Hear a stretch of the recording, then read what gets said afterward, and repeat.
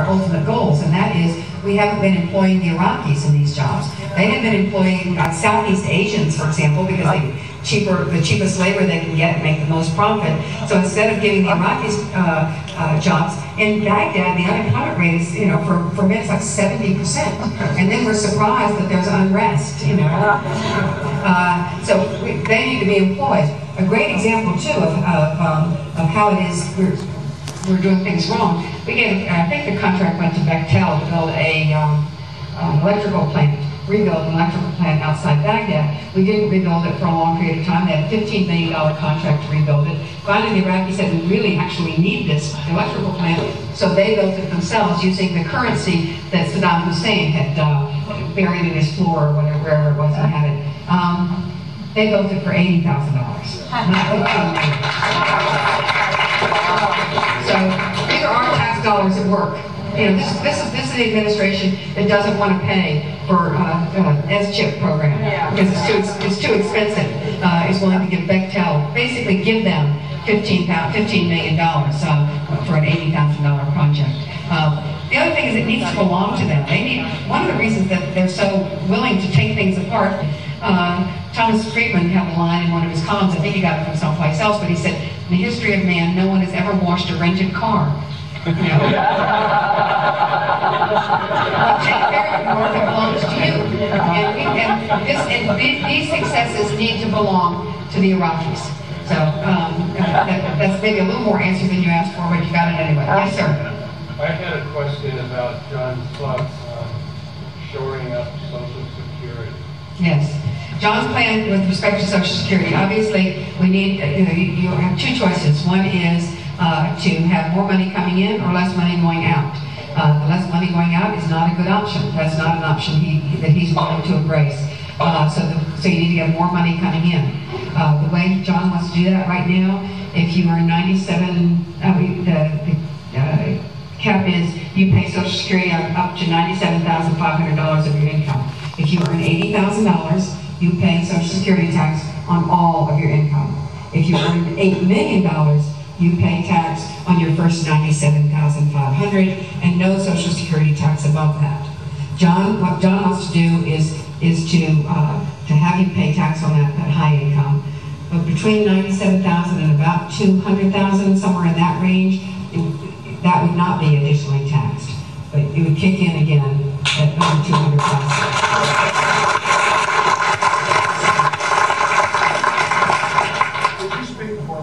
John's plans for our country, our roads, our infrastructure, our bridges, communication systems. These billions we're spending, which are being done by Bechtel and company, could better be served in this country, giving Americans jobs and improving our infrastructure.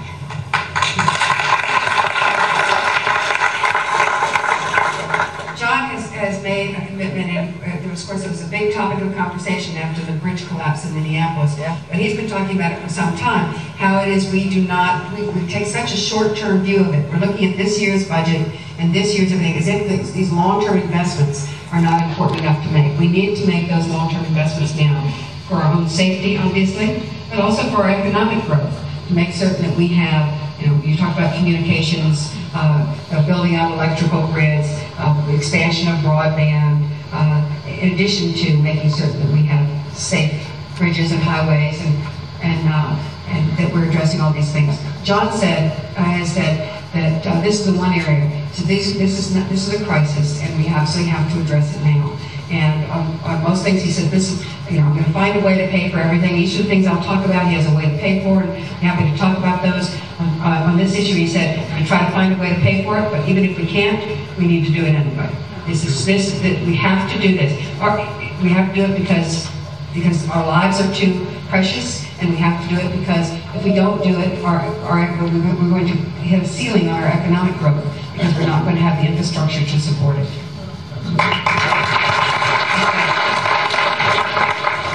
The Republicans decimated us financially. It's an increase in the national debt for 6 years. The lowest point the dollar's been coming off the gold standard. We've got about almost $1 trillion, according to the recent estimates, on just the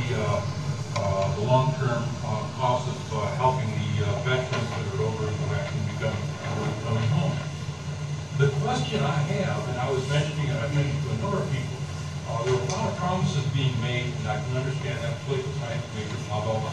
How are you going to pay for it when you've got a $9 trillion, 8.6 and counting now, another $2 trillion that's out in the off, and we've got Social Security coming up, we've got the infrastructure that was just mentioned. How are you going to pay for it? Each one of the things John does, he tries to find a source of revenue to pay for each one of the things. You will see some people say, and it's not an irrational position, that the first thing we need to do is reduce the debt. And that's an understandable position. That's the position of a group called the Concord Coalition, saying that then if you reduce the debt, then all good things flow from that. John thinks we need to invest in the infrastructure, invest in job creation, invest in education, and all good things flow from that. So the two positions are in opposition to one another. John does believe that the Concord Coalition has a good point, and that is we can't make it any worse than it is. We don't want to continue on this downward spiral. But the truth is, right now, our debt is less of our GDP than it was when President Clinton took office. So we were able to regain our footing, even though we're at that point. So he thinks we can regain our footing again. But he wants to make the investments in these things because he thinks that's going to. The problem with the Concord Coalition solution is that it's a good short-term solution, but doesn't lay the groundwork, that infrastructure, both in actual physical infrastructure and economic infrastructure, those backbones, so that we have long-term success. So John says what he wants to do is pay for each of these things he talks about, so he doesn't make the situation worse. And then as we see this growth that we expect to see, because we have the education, the investment in jobs and those things, then that will have the effect of coming back around the bottom and eating away at the debt. So for example, with universal health care, John pays for universal health care by rolling back the tax cut for people who made over $200,000.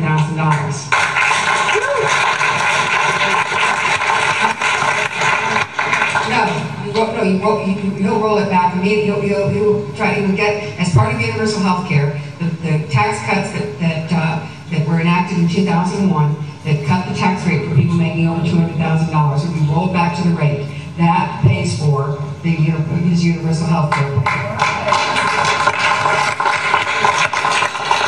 His education plan is a variety of different sources. His College for Everyone, which I wish I could go through them for you, but I know that there's like a series of 6 or 7 different ways that's paid for. Some are duplicative federal programs that basically do exactly the same thing. We're paying for them twice, or certainly paying for the administration of them twice, even if the benefits are only once. College for Everyone, for example, John says you have a college program. If you graduate from high school and you are qualified to go to college, then the government will pay for your freshman year of college and tuition and books at the college rate. That is paid for by taking the college loan program, which is now run through banks, and folding it back into government the way